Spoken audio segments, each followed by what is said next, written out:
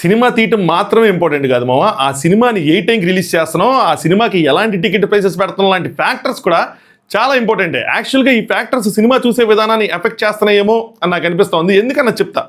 భక్త మహాశైలకు విజ్ఞప్తి సినిమా ఇప్పుడే చూసొచ్చా. So cinema ఎలా ఉంది ఏంటి అన్నది మాట్లాడుకుందాం. Let's start. హాయ్ ఫ్రెండ్స్, నా పేరు Anand, welcome to Anand news. మామ సినిమాకి రివ్యూ ఇచ్చేంత తోపు తురుముకానికి అయితే మాత్రం నేను కాదు, నేను కనీసం ఒక షార్ట్ ఫిల్మ్ కూడా తీలా. కానీ థియేటర్లో కూర్చొని సినిమా చూస్తున్నప్పుడు నాకంటూ ఒక ఫీలింగ్ వస్తుంది కదా, నాకంటూ ఒక అనుభూతి కలిగింది కదా. ఆ ఒపీనియన్ని మీతో షేర్ చేసుకుంటా. ఇది రివ్యూ కాదు, సినిమా మీద ప్యూర్లీ మై పర్సనల్ ఒపీనియన్. మీరు కూడా సినిమా చూసుంటే మీ పర్సనల్ ఒపీనియన్ని కింద కామెంట్ చేయండి. మీకు సినిమా ఎలా అనిపించింది, ఏది నచ్చింది, ఏది నచ్చలేదు, కొద్దిగా డీటెయిల్గా కామెంట్ చేయండి. మన అదర్ ఆడియన్స్ ఎవరైతే ఉన్నారో వాళ్ళు చదువుకుంటారు. నా ఒపీనియన్ అంత ఇంపార్టెంట్, మీ ఒపీనియన్ కూడా అంతే ఇంపార్టెంట్. దాంతోపాటు వీడియోని లైక్ చేయండి మా ఫస్ట్ ప్లీజ్. లైక్ కొట్టారా? ఓకే. అలాగే ఇంకొక చిన్న పని, సబ్స్క్రైబ్ కొట్టారా? Thank you so much. మీరు అలా ఎంకరేజ్ చేయండి, కొత్త వాళ్ళు కొద్దిగా ఎంకరేజ్. ఏమైంది చేయొచ్చు కదా, 20,000, 22,000, 25,000 అలా అలా మీరు సపోర్ట్ చేస్తే సంక్రాంతి అయ్యేబట్టి అలా 25,000 సబ్స్క్రైబర్లు. సరే, ఫస్ట్ నేను రవితేజ్ అన్న కోసం మాట్లాడతా. అన్న వరుసగా ఫ్లాపుల్లో ఉన్నాడు. ఈ సినిమాకి మేజర్ ప్లస్ అయితే మాత్రం రవితేజ్ గారు త్రూఅవుట్ ద మూవీ కామెడీతో, ఎనర్జీతో చాలా బాగా క్యారీ చేసుకుంటూ వచ్చారు. సో రవితేజ్ అన్న biggest plus for this movie. Plus గురించి మాట్లాడేది, మైనస్ గురించి ఇక్కడే మాట్లాడతా. Biggest minus story. చిన్న స్టోరీ. యాక్చువల్గా మనకు తెలిసిన స్టోరీ అవటం వేరు, చిన్న స్టోరీ అవటం వేరు. స్టోరీ లైను చిన్నదే, స్టోరీ కూడా చిన్నదే. సపోజ్ ఇంట్లో ఇల్లాలు, వంటింట్లో ప్రియురాలు మూవీ ఉంది, కంపేర్ చేయొచ్చు. మీ అందరికీ స్టోరీ లైన్ తెలిసే ఉంటుంది. ఆ స్టోరీ లైన్ కూడా చిన్నదే, ఇల్లాలు ప్రియురాలు. కానీ స్టోరీ మాత్రం పెద్దది. అదర్ ఫ్యాక్టర్స్ అన్నవి స్టోరీని ఎఫెక్ట్ చేస్తాయి. అంటే ఇప్పుడు సంథింగ్ హీరోనికి పిల్లలు పుట్టరు, సో హీరో ఫాదర్ ఏమో హీరోకి పెళ్లి చేయాలనుకుంటాడు, ప్రియురాలకు ఒక కొడుకు, ఆ కొడుకుని ఇక్కడ తీసుకొచ్చి పెడతారు. సో లైన్ చిన్నదైనా, పాయింట్ చిన్నదైనా, స్టోరీ పెద్దది.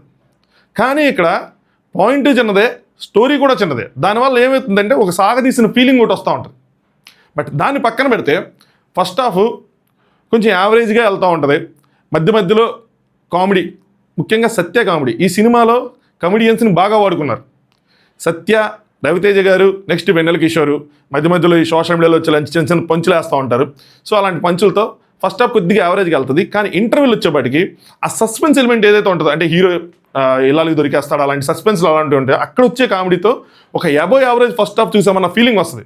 మీరు ఎంటర్టైన్ అవుతారు, కానీ కంటిన్యూస్ ఎంటర్టైన్మెంట్ ఉండదు, ఎంటర్టైన్మెంట్ అవుతారు. ఇలాంటి సినిమాల్లో అంటే స్టోరీ చిన్నది, స్టోరీ లైన్ చిన్నది అన్న దాంట్లో మేజర్గా ఏంటంటే ఎంటర్టైన్మెంట్తో నింపేయాలి, ప్రేక్షకులకు ఎక్కడ బోర్ కొట్టకుండా నింపేయాలి. బట్ అది ఆ విషయంలో కొద్దిగా ఫెయిల్ అయ్యారేమో డైరెక్టర్ అనిపించింది. కానీ but first half above average చూసిన ఫస్ట్ హాఫ్ వస్తుంది, basically because of the interval block. దానివల్ల మనకి అబోవ్ యావరేజ్ చూసి వస్తుంది. అదర్వైజ్ మాత్రం ఒక యావరేజ్ ఫస్ట్ హాఫే. నెక్స్ట్ సెకండ్ హాఫ్, మోస్ట్లీ సినిమా ఎక్కువగా డిపెండ్ అయింది సెకండ్ హాఫే. ఫస్ట్ హాఫ్కి సెకండ్ హాఫ్కి డిఫరెన్స్ ఏంటంటే, అంటే రెండు యావరేజ్గా ఉంటాయి, బట్ అబోవ్ యావరేజ్ అన్న ఫీలింగ్ ఎందుకు వస్తుందంటే ఇంటర్వెల్ వల్ల. ఇక్కడ బిలో యావరేజ్ అన్న ఫీలింగ్ వస్తూ ఉంటుంది, యావరేజ్ అన్న ఫీలింగ్ వస్తూ ఉంటుంది. ఎందుకు అంటే క్లైమాక్స్ వల్ల. యాక్చువల్గా సెకండ్ హాఫ్ ఫస్ట్ హాఫ్తో పోల్చుకుంటే, అంటే క్లైమాక్స్ తీసేసి సెకండ్ హాఫ్ కనుక చూస్తే ఫస్ట్ హాఫ్ కన్నా చాలా బెటర్గా ఉంటుంది. చాలా కామెడీ పోర్షన్స్ ఉంటాయి ఇందులో. ముఖ్యంగా డీజే సాంగ్ ఒకటి ఉంటుంది. మన సీరియల్స్ అన్నింటినీ ప్యాక్ చేసి ఒక డీజే సాంగ్ నెక్స్ట్ లెవెల్ కుమ్మి పడేసాడు రవితేజ గారు. అలా చించి అలా ఎరగదీసి అలా అలా అలా వేసేస్తారు అనమాట. చాలా బాగా వచ్చింది. థియేటర్ గోల మోత మోగిపోయింది దానికి. దాంతోపాటు సత్యది ఒక బ్లాక్ ఉంటుంది, అది బాగుంది. సునీల్ గారితో బ్లాక్ ఉంటుంది, అది బాగుంది. కొన్ని అంటే మనకి జనరల్గా సీరియస్గా జరిగిన ఇష్యూలు సోషల్ మీడియాలో ఏవైతే మీమ్స్ అయినాయో వాటిని వాడుకున్నారు. ఆ ఎలిమెంట్ బాగుంటుంది, ఒక హోటల్ సీక్వెన్స్ ఉంటుంది. మొత్తం ఆ సెకండ్ హాఫ్లో మేజర్గా కామెడీ సీక్వెన్సెస్ చాలా వరకు కోరుకొని మంచి సెకండ్ హాఫ్ చూస్తున్నాం. అరే మంచి సెకండ్ హాఫ్ బాగా వచ్చింది అనుకుంటే ఇంక క్లైమాక్స్ మోస్ట్లీ బాగా దబ్బేసిన సెకండ్ మోస్ట్ నెగిటివ్ పాయింట్ ఏంటి అంటే క్లైమాక్స్. స్టోరీ నెక్స్ట్ క్లైమాక్స్ అయితే అసలు నచ్చల. కొంచెం బెటర్ క్లైమాక్స్ ఉండొచ్చేమో సినిమాగా అనిపించింది. చాలా నార్మల్, అంటే క్లైమాక్సా ఇది ఒక క్లైమాక్సా అన్న ఫీలింగ్ వచ్చింది. క్లైమాక్స్ కనుక భలే ఉంటే మంచి హిట్ ఫిల్మ్ ఉండేది. బట్ స్టిల్ ఆ సెకండ్ హాఫ్లో వచ్చే కామెడీ వల్ల ప్రేక్షకులు ఎంటర్టైన్ అవుతారు. సినిమాకి సెకండ్ ప్లేస్ అయితే మాత్రం కమెడియన్సే. రవితేజ గారు, నెక్స్ట్ కమెడియన్స్, ముగ్గురు కమెడియన్స్, సునీల్ గారు కూడా ఉంటారు. అలా లాడిచ్చారు. కామెడీ పోర్షన్స్ మేజర్గా వాళ్ళు ఉన్నవి వర్కౌట్ అయినాయి. సునీల్ గారు వాళ్ళ వైఫ్ పేరు, ఆవిడ ఈ వెబ్ సిరీస్లో ఏం చేస్తారు, సోనియా అని ఏదో ఉంటుంది, ఆవిడ కూడా బాగా చేశారు. నెక్స్ట్ థర్డ్ ప్లేస్ వచ్చేప్పటికి హీరోయిన్స్. అన్లైక్ అదర్ మూవీస్లో హీరోయిన్స్కి ఎలాంటి రోల్స్ ఉండవో, బట్ ఈ సినిమాలో అలా కాదు. హీరోయిన్స్ ఇద్దరికి మంచి రోల్సే. సో హీరోయిన్లు ఇద్దరు ఆబ్వియస్గా స్టోరీ మొత్తం వాళ్ళ మీద డిపెండ్ అయి ఉంది కాబట్టి ఎంగేజింగ్గా మొత్తం సినిమా అంతా కనిపిస్తారు. ఆశికా రంగనాథ్ గారు చాలా బాగున్నారు. స్టార్టింగే ఆవిడ చాలా అందంగా కనిపించారు, చాలా బాగున్నారు. ఆవిడలో కొంచెం అంటే హీరోయిన్ అంటే అదర్ హీరోయిన్ డింపుల్ హయాతి గారి కన్నా ఈవిడ క్యారెక్టర్ ఇంకొంచెం బాగుంటుంది. అంటే కొన్ని క్యూట్గా, కొంచెం సీరియస్గా, ఈవిడ క్యారెక్టర్ కొన్ని షేడ్స్ ఉంటాయి. సో ఈవిడ క్యారెక్టర్ ఇంకొంచెం బాగుంది ఆవిడ క్యారెక్టర్ కన్నా. బాగా చేశారు, మంచి రికగ్నైజేషన్, మంచి గుర్తింపు ఇవన్నీ వస్తూ ఉంటాయి. ఆవిడకి మంచి ఆఫర్స్ కూడా వస్తాయి. డింపుల్ హయాతి గారు కూడా బాగా చేశారు. సో వాళ్ళు కూడా సినిమాకి ప్లస్సే. అయ్యా ఆయన పేరు మర్చిపోయాను నేను, బల్లగం మూవీలో ఉంటారు కదా, ఆయన క్యారెక్టర్ కూడా బాగుంది. ఆయన కూడా మంచి కామెడీ చేశారు. యాక్చువల్గా ఆయన కామెడీ కూడా నేను పడిపోయినాను. సో ఓవరాల్గా సినిమా ఎలా ఉందిరా అంటే ఓవరాల్గా ఒక యావరేజ్ మూవీ. బట్ అంటే ఎలా ఉంటుందంటే మనకి మొన్న వచ్చిన సినిమాతో మళ్ళీ కంపారిజన్ ఉంటుంది. అది కూడా సిమిలర్గా చిరంజీవి గారి సినిమాతో ఆబ్వియస్గా కంపారిజన్ ఉంటుంది. అది కూడా తెలిసిన స్టోరీయే. సో బట్ దానిలో ఎంటర్టైన్మెంట్ పోర్షన్ అనేది ఎక్కువ ఉంటుంది దీంతో కంపేర్ చేసుకుంటే. అదే స్టోరీ అన్నది కనుక మనకు తెలిసిన స్టోరీ అయినా, చిన్న స్టోరీ అయినా, ఏదైనా సరే ఇలాంటి స్టోరీస్లో ఎంటర్టైన్మెంట్ పాలు కనుక ఎక్కువ ఉంటే, కంటిన్యూస్గా మనం ఎంటర్టైన్ అవ్వగలిగితే సినిమాని మన వాళ్ళు తీసుకెళ్ళి ఎక్కడో పెట్టేస్తారు. ఇప్పుడు నేను చెప్పిన ఫస్ట్ పాయింట్కి వస్తా. టైం అన్నది ఎందుకు ఇంపార్టెంట్ అంటే ఈ టైంలో, సంక్రాంతి టైంలో ప్రేక్షకులు ఎక్కువగా ఎక్స్పెక్ట్ చేసేది ఏంటి అంటే ఎంటర్టైన్మెంట్. అంటే మేజర్గా ఏంటంటే మన సినిమా చూసేటప్పుడు థియేటర్ వైపు కూడా మన సినిమా మన కలుగుతున్న ఫీలింగ్ ఏదైతే ఉంటుందో దాన్ని ఖచ్చితంగా ఎఫెక్ట్ చేస్తుంది. నేను నేను ఎక్స్పీరియన్స్ చేసింది చెప్తున్నా. చిరంజీవి గారి సినిమాకి వెళ్ళినప్పుడు చాలామంది ఫ్యామిలీస్ ఉన్నారు, వాళ్ళు వైబ్ అయ్యారు. వాళ్ళతో పాటు మనం తెలియకుండా మనం ఏదో డల్ మూవీ చూస్తున్నాం కాకుండా మనం వైబ్ అవుతాం. అప్పుడు ఒక మంచి సినిమా చూసిన ఫీలింగ్తో బయటకు వస్తాం. అదే మన థియేటర్ మొత్తం కామ్గా ఉన్నారనుకోండి, మనకు కూడా బోర్ కొట్టింది. ఈ సినిమాకి కూడా ఫ్యామిలీ ఆడియన్స్ ఉన్నారు, ఎక్కువ వైబ్ అవ్వాలి, కొద్దిగా వైబ్ అయ్యారు, వాళ్ళు చాలా చోట్ల నవ్వుకున్నారు. సో కంపారిజన్ అనేది ఖచ్చితంగా డ్రా అవుతుంది. బట్ ఓవరాల్గా మాత్రం ఒక యావరేజ్ టు అబోవ్ యావరేజ్ కూడా వేసుకోవచ్చు. ఆ క్లైమాక్స్ ఒకటి తీసేస్తారు, అదే మోస్ట్లీ డిసప్పాయింటింగ్. నిన్న సినిమాకి కూడా అంతే, క్లైమాక్స్ అనేది డిసప్పాయింటింగ్. ఆ క్లైమాక్స్ని సరిగ్గా ప్లాన్ చేసుకోవట్లేదు అనిపించింది. మంచి క్లైమాక్స్తో ఫినిష్ చేసి ఉంటే చాలా బాగుండేది. ఇప్పుడు ఇంట్లో వెళ్ళాలి వంటింట్లో ప్రియురాలు సినిమా ఉంది అంటే కంపారిజన్ చేస్తాను అనుకోవద్దు.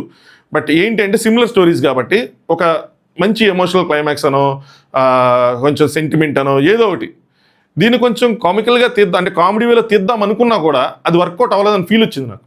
దానివల్ల అంటే బయటకు వచ్చేటప్పుడు ఆ ఫీల్ ఏదైతే ఉంటుందో దాన్ని ఎక్కువ క్యారీ చేస్తూ ఉంటాం కాబట్టి అందుకోసం అని చెప్పి ఒక యావరేజ్ అబోవ్ యావరేజ్ ఫిల్మ్ అన్నట్టు అనిపిస్తుంది. అదే కనుక చేస్తుంటే కనుక ఖచ్చితంగా హిట్టే.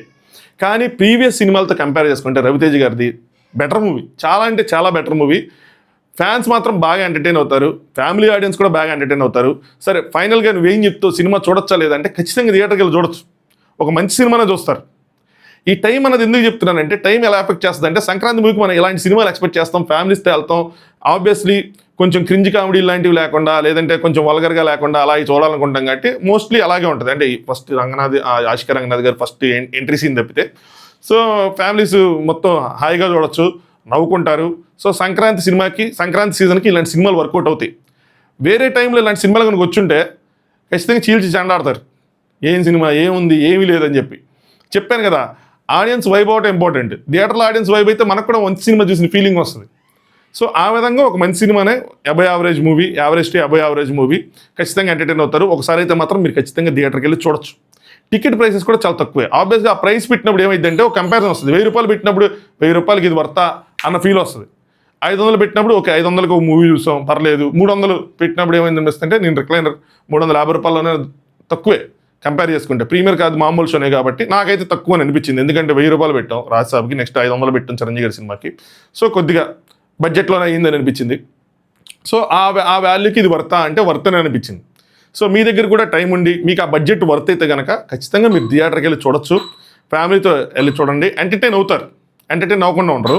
మీరు కనుక లాజిక్స్ గన్ ఫైట్లు, గన్ ఇట్ట కాల్చకూడదు అట్టా కాల్చకూడదు, లేదంటే ఇదేంది ఇది చిన్న స్టోరీ, హీరోయిన్ చెప్పేయచ్చు కదా, హీరో ముందే చెప్పేయచ్చు కదా, చెప్పకుండా అలా ఉంటాడు, లాజిక్స్ కనుక ఎత్తికారనుకోండి సినిమాలు చూడలేరు. చెప్తున్నా, లాజిక్స్ లేకుండా వెళ్ళి ఎంటర్టైన్ అయ్యాం ఇది సినిమా అనుకొని వెళ్ళి ఎంటర్టైన్ అయితే ఎంటర్టైన్మెంట్. లేదు మేము నెట్ఫ్లిక్స్లో డార్క్ వెబ్ సిరీస్ చూసాం, మేము నెట్ఫ్లిక్స్లో స్ట్రేంజర్ థింగ్స్ చూసాం, లాంటివి ఏమైనా అంటే అలా ఉండాలి సినిమా అంటే లాజిక్ ఉండాలి ఇలా ఉండాలంటే కనుక ఈ ఫ్యామిలీ ఎంటర్టైనర్స్ మిమ్మల్ని ఎంటర్టైన్ చేయు. మీకు అలాంటి మైండ్ సెట్ ఉంటే కనుక మీకు ఈ సినిమాలన్నీ చాలా రబ్బిష్గా అనిపిస్తాయి, ఫూలిష్గా అనిపిస్తాయి. చెప్తున్నా, అలా కాదు, వెళ్ళామా కూర్చున్నామా ఇది సినిమా అని నాకు ఐడియా ఉంది, ఎంటర్టైన్మెంట్ అవుతామా, నవ్వుకుంటామా, రిలాక్సేషన్ దొరికిద్దా అంటే ఈ పండగకు వచ్చిన సినిమాలు చూస్తే మీకు ఆ రిలాక్సేషన్ దొరుకుతుంది. మాకు లాజిక్లు కావాలి అనుకుంటే మాత్రం మ్యాక్సిమం తెలుగు సినిమాలకు వెళ్ళాల్సిన సీట్ ఉంటుంది. ప్రతి దాంట్లోనూ బొక్కలు ఉంటాయి, బొక్కలు అసలు ఎత్తుక్కోని అవసరం లేదు, ఎత్తుక్కోకుండా దొరుకుతాయి, చిన్నపిల్లలకు కూడా దొరుకుతాయి, ఈజీగా దొరుకుతాయి. చాలా సింపుల్ మ్యాటర్, హీరో చాలా సింపుల్గా దొరికేస్తాడు, చిన్న లాజిక్ అంతే. దొరకకుండా చూపిస్తారు సినిమాలో. ఇలా చేయొచ్చు కదా, ఇలా చేస్తే దొరికేస్తాడు కదా అన్న ఆలోచన మీకు ట్రిగ్గర్ అయింది అనుకోండి, సినిమాని ఎంజాయ్ చేయలేరు. చిరంజీవి గారి సినిమాకైనా అదే అప్లికబుల్, ఇప్పుడు రవితేజ గారి సినిమాకైనా అదే అప్లికబుల్. ఆ ఆలోచన వదిలేసి మీరు థియేటర్కి వచ్చి కూర్చొని చూస్తే మీకు సినిమా వర్కౌట్ అవుతుంది. లాజిక్స్తో కనుక మీరు చూస్తే మీకు ఏ సినిమాను వర్కౌట్ అవుతుంది, అది సంగతి. సో అదనమాట. అంతేగాని మీరు ఇక ఎత్తుక్కున్నారనుకోండి, చాలా విషయాలు చాలా బొక్కలు కనిపిస్తాయి. ఈ సినిమాని కదా, ఏ సినిమా అయినా అలాగే ఉంటుంది. తెలుగు సినిమాలు ఎస్పెషల్ అలాగే ఉంటాయి. ఎక్కడో కొన్ని సినిమాలు కొంచెం ఇదిగా ఉంటాయి, బట్ ఇప్పుడు వచ్చే ఫ్యామిలీ ఎంటర్టైనర్స్ ఎన్నిటిలో అది సంగతి. సో మీరు చూసి మీరు ఎంజాయ్ చేయాలనుకుంటే ఖచ్చితంగా మీకు 2 సినిమాలు వర్కౌట్ అవుతాయి, 2 సినిమాలు చూడొచ్చు, బాగానే ఉంటాయి. రాజాసాబ్ కూడా మీరు ట్రై చేయొచ్చు, డిజాస్టర్స్ ఏం కాదు సినిమా.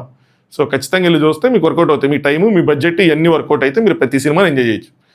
అంటే మరీ వర్స్ట్గా ఉండవు, బాగానే ఉంది. సో ఈ సినిమా వచ్చేవాటికి మాత్రం బాగానే ఉంది, మీరు వెళ్ళి చూడొచ్చు మీ దగ్గర అంత టైము మనీ కనుకుంటే. అది సంగతి. సో మీ ఒపీనియన్ ఏంటన్నది కూడా కామెంట్ చేయండి. దాంతోపాటు వీడియో లైక్ చేయడం మర్చిపోద్దు, ఛానల్ సబ్స్క్రైబ్ చేసుకోవడం మనం మర్చిపోద్దు. Thanks for watching Anand news.